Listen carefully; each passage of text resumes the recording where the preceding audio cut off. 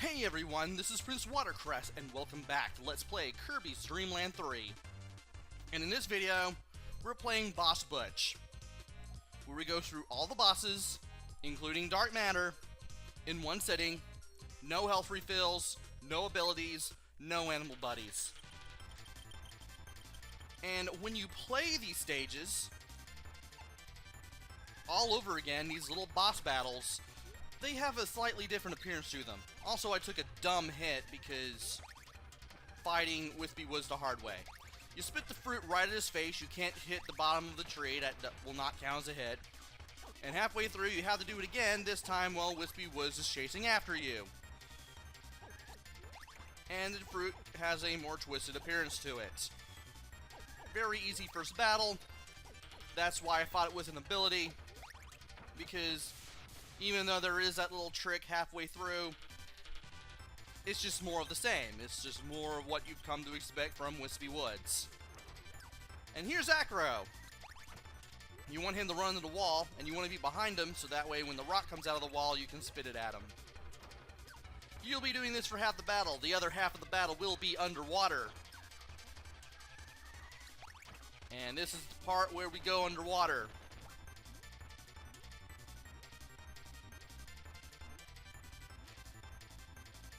So now, we can spit the whales and the skulls at our good friend Acro. And when he runs into the wall, we can attempt to spit some rocks into him as well in an attempt to do even more damage. Thankfully, I managed to luck out pretty well right here.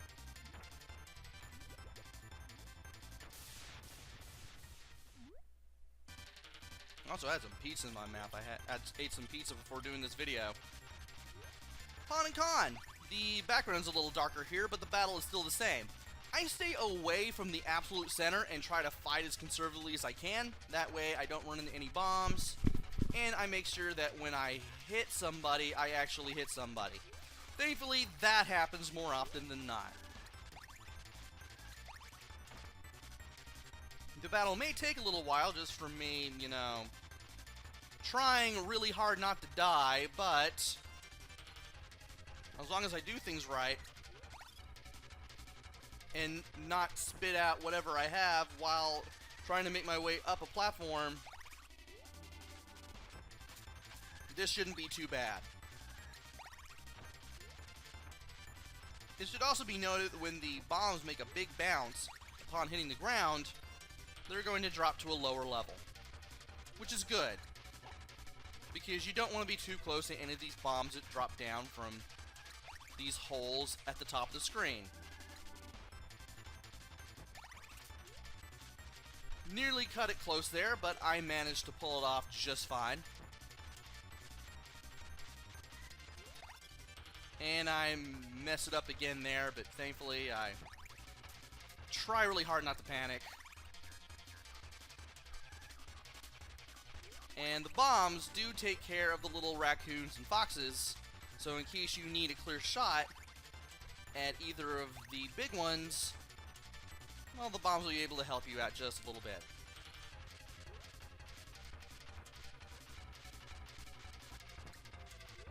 And I nearly cut it close here as well. And with that hit, I also cut it close, and I get rid of the fox. Now to get rid of the raccoon, which I do right here. Round 4 is auto. It's a bunch of mini-bosses just like last time. First up is the Frost Dragon from Iceberg in Kirby's Dream Land 2. He has a rush attack, and he has the ice block attack. When he starts moving his mouth, you want to jump up and start flying as soon as he immediately opens his mouth, but not too far up. That way, in case he drops an ice block and sends it at you, you can send it back at him. Up next, the little anglerfish from World 3 of Kirby's Dream Land 2. He produces starfish, he can shoot at you with little spark projectiles, and he can jump 3 times in succession And if you try to change directions, change which side you're on during the 3 jumps, he will change direction during the jumps. And I took really dumb damage there. I don't know why.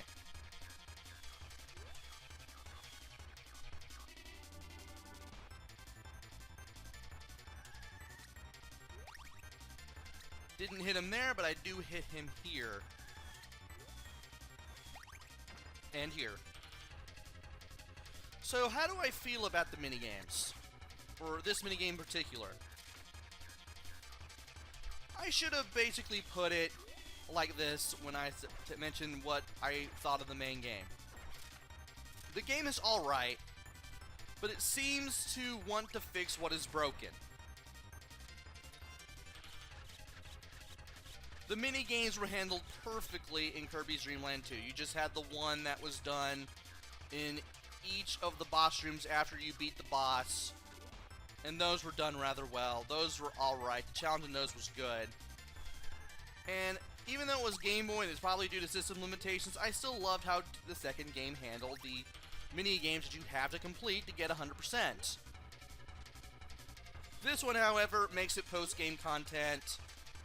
And I'm not exactly happy with it because it's just so hard. They had it done right in the second game.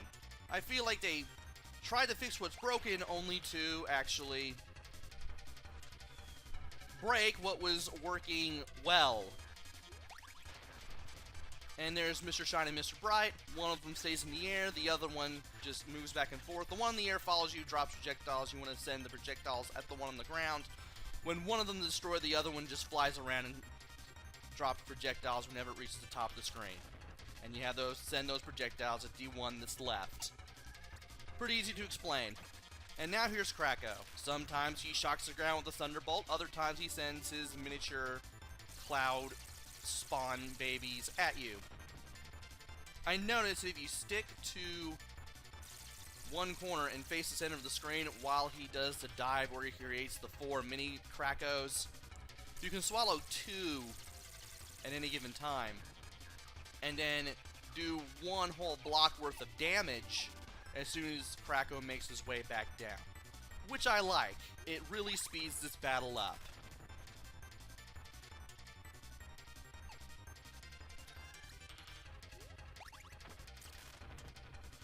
So there are 3 things that he can do.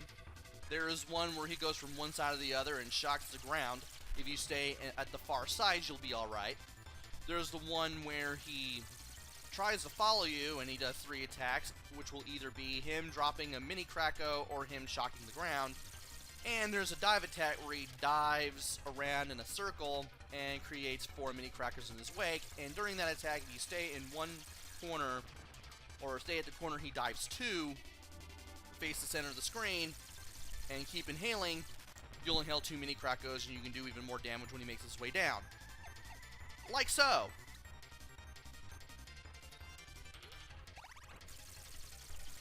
And that's the way you play the guitar in the MTV. Thankfully, this is the last big battle of the battle with Otto.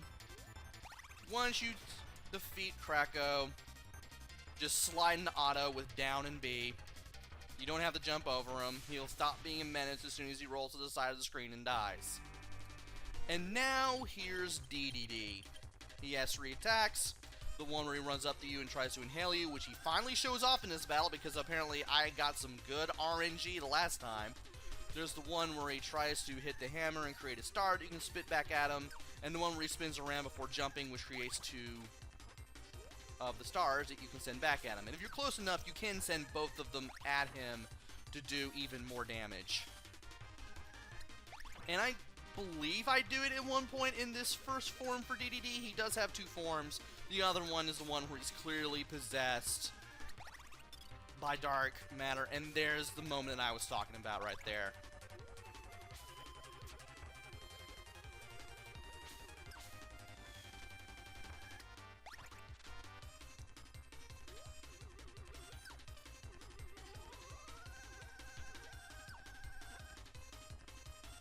And sometimes he will stand around if you stay in the air for some reason. He never really did that to me last time, but he did it this time. And now it's time for the second form where DDD is completely consumed by dark matter, I guess you could say, where he just floats around and he has the 2 attacks. This one, where he sends the projectiles at you and you have to send them back at him, which is easier said than done because he seems to fly wherever. And the other one where teeth come out of his belly and he tries to eat you. And this is a long battle where I take some unnecessary damage, so I might as well just go ahead and take the time to reiterate what I said about the main game, how I felt about it in the beginning of, or the end of the last video, rather. Nice slide, by the way. The game's alright. It is not terrible. I do not hate it. And he was flashing, that's why I didn't do any damage the second time around. And that was some dumb damage there. This is not a terrible game. I do not hate it. However, given that this game followed Dreamland 2 as well as Kirby Superstar and came out in 1997 for Japan and North America, didn't come out for the Europe until the days of the Virtual Console for the Wii and the Wii U, due to problems with the talking version. Just due to all that, the game seems to be rather unsung, and it also has like a few cases of thinking it's fixing what was broken when rather nothing was really broken, and they were just breaking stuff that functioned rather well, even if system limitations were involved, or it was done well, in my humble opinion. You have the dash to get any semblance of speed because his walking speed is so slow, something that obviously didn't happen in Dreamland 2 and Kirby Superstar. You have the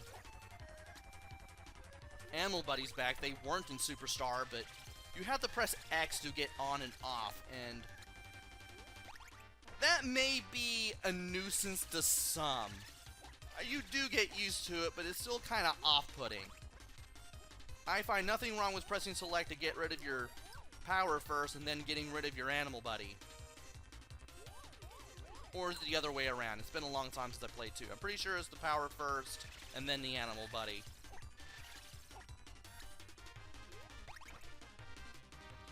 What else was there? I do like the graphic style that they went for. I do like the sound and music. At least that didn't weaken, but it's... Some people will probably tell you it's not as memorable as the OSTs for the first 2 games. I say to each their own. And then there's this thing I said about the minigames earlier. They were handled perfectly in Dreamland 2. Just the one that was in the boss room of every completed stage, and you just had to collect all the stars. I did love that. I thought it was great. I thought it was pretty interesting. I mean, you had enough going on with the collecting of the rainbow drops in that game. But this one, all the mini-games are post-game content, and they're all rushes of bosses and mini-games and whatnot. And you have to complete them to get 100%. There was a mini-game rush in the second Dreamland game, but that one was completely optional. You didn't have to play that to get 100%. You didn't get that until after full game completion, so that's the thing. So first form, this first form of dark matter will shoot beams out of its eyes. You want to stay far away from it so that way that doesn't happen. It also sends pieces of itself that you can easily destroy with the Love stick, and of course you want to hit it with either the stick itself or the projectiles that come out of said Love stick. Easy to describe, hard to actually battle unless you get used to it a little bit. Now for the second part of 02, the dark matter / 02 battle. Sometimes he'll create his own miniature versions of his first form to send at you. Other times he sends those red projectiles at you, which are kind of hard to see in this background because we got pastels going on out here instead of the dark colors that we had during the main game. I blame those foreground clouds. Those are also red. And he also swoops at you too. He does make a slight noise that you can kind of catch if you're wearing headphones. It's easier to play this game with headphones because you can kind of hear it coming. But you still just want to keep a good close eye on 02, and you also want to watch out for those projectiles that he sends out as well. And make sure you're always facing him so that way you can hit him. And when he goes in the background, you want to keep on moving. Kind of want to move in a circle like in Space Harrier, so that way nothing he shoots out of his eyes hits you. Out of his eyes. He has one eye. I can't speak. But this time the end is in sight after about 6 or 7 attempts. That just drove me nuts. I got him down to just half a bar left. And now it's time for the battle with the third form, which is the eye that just flies everywhere. He kind of met me there at the beginning, but I keep meeting him whenever I can get close to him. Hitting him with the stick more often than projectiles. And after enough hits where I try to hit him with projectiles when I'm straight ahead of him, straight in front of him, as I just move around in a circle, we beat Dark Matter /02 a second time. We get the credits again, which I skip with the start button. Press B to get out of the Boss Butch because, okay, the game lets you play it again if you want. Press B twice. We're at 98%! Join me next time for the mini game rush, which I hope to complete as quickly as possible because I do not like the mini game rush. Until then, this is PrinceWatercress. Take care, stay safe, and thanks for watching!